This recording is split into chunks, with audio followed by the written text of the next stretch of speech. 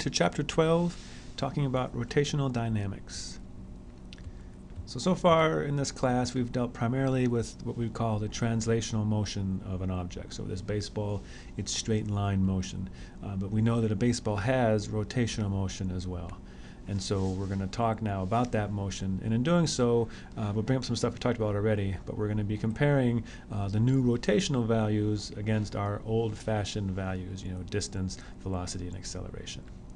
The first thing we have to do is define what's called the axis of rotation. This is basically the line which something rotates about. So here's a picture of this disk rotating about this yellow line. The yellow line is our axis of rotation.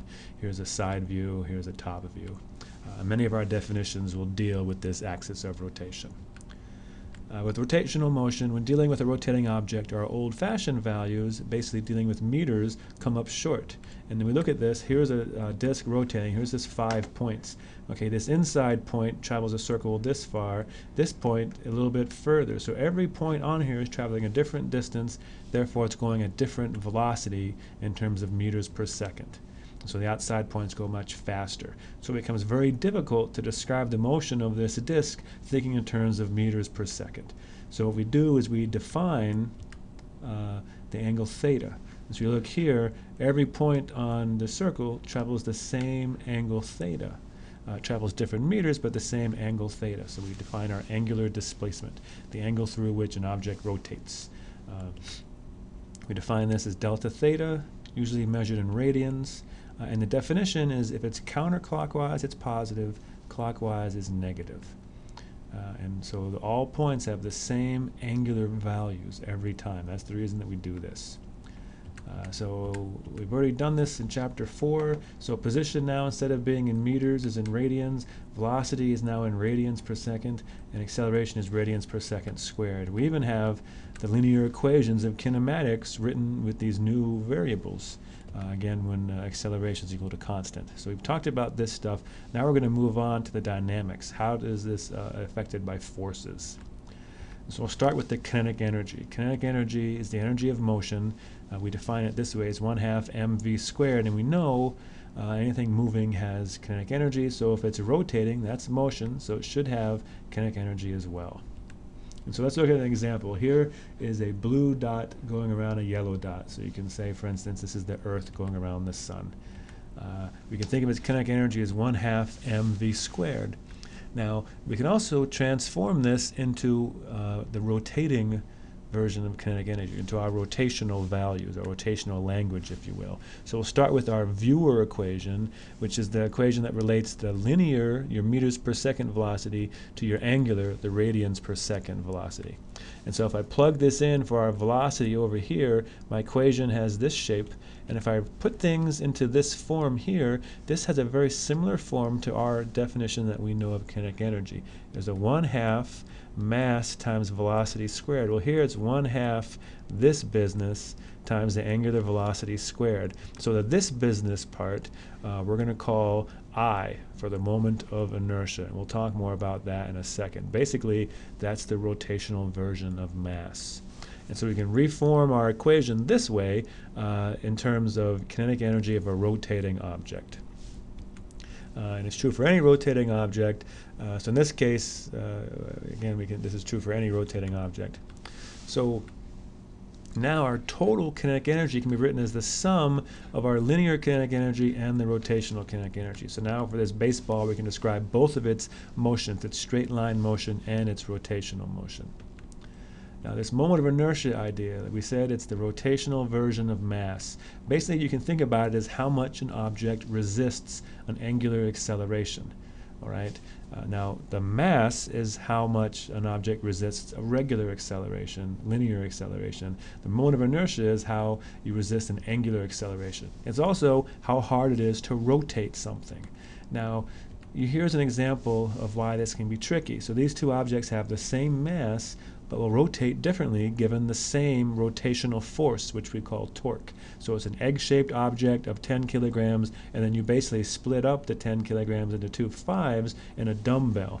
Okay, if you rotate these about the axis of rotation, this little line here, all right, you'll find that it's much easier to rotate the egg-shaped object, and the dumbbell is much more difficult. So with this moment of inertia, it depends on the location of the axis and the distribution of the mass. And the general rule is the mass further from the axis is harder to rotate. So since the dumbbell has mass further from the axis, it's harder to rotate. You can try this, an example like this yourself, and actually prove to yourself that it is more difficult to rotate. So for calculating this, we're going to talk about basically two different cases. The first case would be what we call a point mass object, and this is like the Earth was a little bit earlier. It's basically an object that is so small compared with its distance from the axis that we can forget about its size and consider all of its mass acting at one point.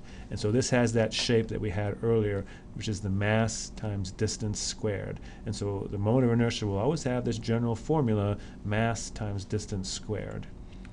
In the second case, now for more common objects, what they've done is they've actually done this sum of all the different pieces of mass for an object, which is we call this taking the integral like they do in Knight's book, and have found moment of inertias for different objects for very common objects. And this is on page 318. We'll talk about this in a little bit. So let's look at an example. Here you have two dumbbells. So a dumbbell, and we want to find out which one has a bigger moment of inertia about its center of axis. And in these two cases, you can treat these as the point mass object. So give this a try, see what you think. All right, so the answer here is B, and so you might have thought that they're the same, because in the second case, B, you're halving the mass and doubling the distance. But if you look at our equation for the moment of inertia, okay, so it's the sum of m r squared. And so what happens is the distance, the r, is more important. So here the distance from the axis of rotation out to our pieces would look something kind of like this here. And since the distance is increased by a factor of 2 and squared, it's going to have a larger effect than in the other case. Now, when we're calculating the moment of inertia for, say, something where the shape does matter, so it's not a point object, the way we do that is we add up the little tiny pieces of mass times the distance away from the center squared. So over here, you're doing that for a hoop. So you look at these three little pieces, M1, M2, M3. You basically break the whole hoop into a bunch of little pieces and add up the little pieces times the distance away squared from the center, or for wherever your axis is. And here the axis would be the center. And so when you do that, in this case here, you get the total mass M R squared, big R squared, for the shape. And here's the page from your book where they've done this for many different kinds of objects. And you'll see that in general, the moment of inertia has a shape of a fraction times the mass times one of the distances squared. And it just depends about where the axis is. And so there's different kinds of shapes, and the axis will be at different places. Okay, rotational motion. So we know for linear motion, given a force, that leads to an acceleration.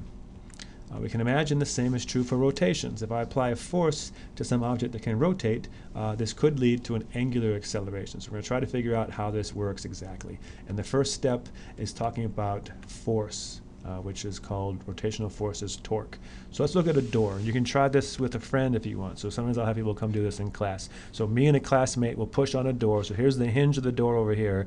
Okay, we'll push on the two different sides, and then we'll do this as well, where I'll have the classmate push about halfway through the door. And what happens is in this case, okay, we're very equal and it's kind of a draw. In this case, it's very easy for me to push the door open versus the classmate. Okay, and what I've done here is rotational force depends on where the force acts. The closer you are to the axis of rotation, the stronger the rotational force is. And so if you look at here, me and the classmate are the same distance from the hinge, so our forces are basically equal. Whereas over here, since the classmate has a much shorter distance to the axis, all right, my force is much stronger. You can try this with the door yourself and prove it. So this effect is called torque. And so force is a push or a pull, torque is a twist. And so our fundamental definition of force is, or torque rather, is force times the radius r.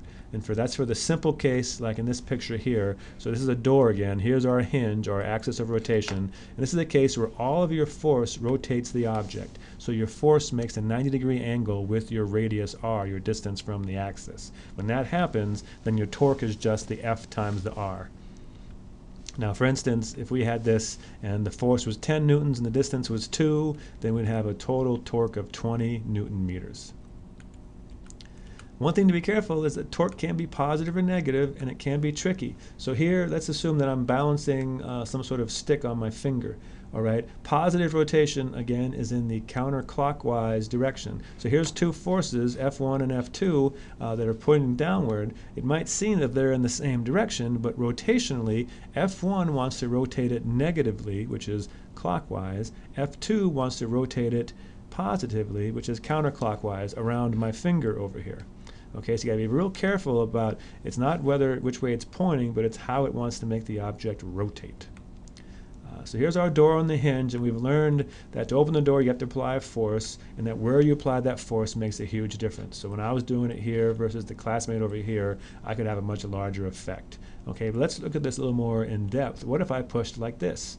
Well, this is not going to work, right? This is not going to open the door. So basically, when I push this way, I'm just pushing the door into the hinge, and I'm essentially wasting my force. Okay, so let's look at a combination of the two. Look this over and let me know what you think as what the total torque would be in this case where I'm pushing at an angle. Okay, so the answer will come out to be 172. And basically here, what's happening is the torque, if you look at your force has a part of the force that acts straight down like that, and part of the force that acts this way. So this part of the force is the one that's doing the twisting. This one's not doing any twisting at all. And so over here, to find that component, it would be 20 newtons times sine of 35. So that would be the force that's doing the twisting. And then if I multiply that by the 15 meters for that length there, that gives me the 172 newton meters. And so this can be thought of as a general formula here. So in this case, if I'm applying a force on my door, only the y component will cause a torque. Okay, and so what I'm doing is, if you look at it here, by finding the y component, I'm finding the part of the force that's at 90 degrees to my distance. Okay, now sometimes this isn't easy to do mathematically, so there's another way to think about it that's easier to do mathematically but kind of harder to think about. Okay, and this uses what's called the moment arm. And basically what's happening here is you keep your force the same and you change your distance to be the distance that's perpendicular to your force. And we call this the moment arm. Okay, and so it basically accounts for where and what direction you're applying a force. Let's look at an example of how to do this. So there's a little procedure. So here's a force of 30 newtons acting on this wrench at a distance of 2 meters from the axis. So the axis is this little red part here. You're trying to twist the wrench around the red part. So what you do is you draw what's called the line of action, which is basically a line through your force to infinity. This is a line of action. And what you do is you connect that line of action to your axis the shortest distance possible, which is this blue line here. All right, that's what's called the moment arm, and that's always going to be, it's really important, it's always going to be 90 degrees to your line of action. And so this is the distance that you want to compute.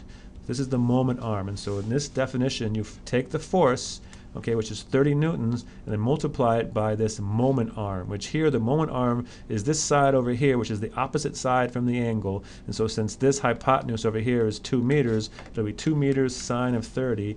Now multiplying those together, it's not to be 1, and so you get a torque of 30 newton meters. This is, again, trickier to think about, so let's look at this. But again, you're finding the length that is perpendicular to the force.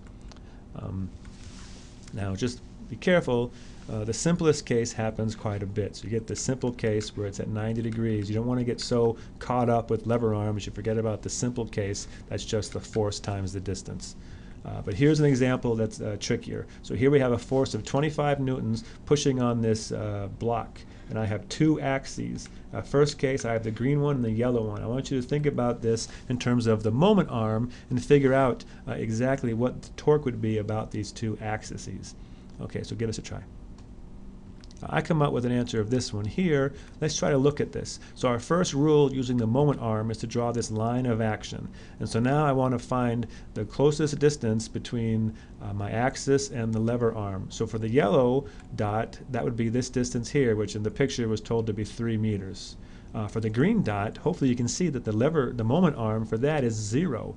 There is no distance between the line of action and the axis. And so calculating this for the yellow one, I get the force is 25, and that distance from the yellow dot to the line of action, the moment arm, is 3.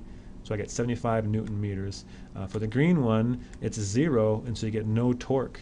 And hopefully that makes sense. If you look at this 25 Newton guy, he's not going to be able to rotate about the green axis. But if he's rotating about this one, he'll definitely be able to rotate a little bit. So finally, we're going to bring everything together and calculate our Newton's second law for rotations. So if we start with F equals ma up here, F equals ma, okay, and then we use our definition of torque, which is force times the distance r, and then use our definition of acceleration, which is r times alpha. If I plug all that in, I get this looking thing here, which says that the torque equals this business, which again is our moment of inertia, times the angular acceleration. And so this is Newton's second law written in rotation land. And basically, what this says is an analogy of F equals ma. So here's the sum of the torques is the sum of the forces. The net force, the net torque, equals the mass equals the moment of inertia times the angular acceleration and the acceleration.